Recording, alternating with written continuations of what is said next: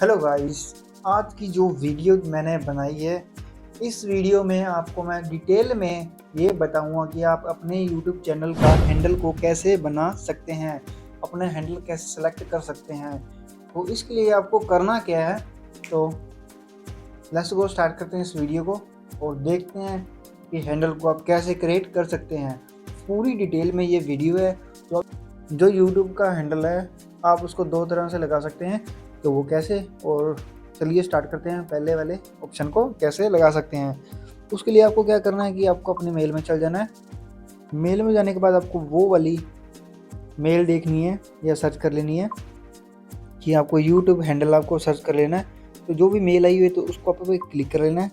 Click करने के बाद आपको वहाँ पे सेलेक्ट करके अपना हैंडल सेलेक्ट कर लेना है।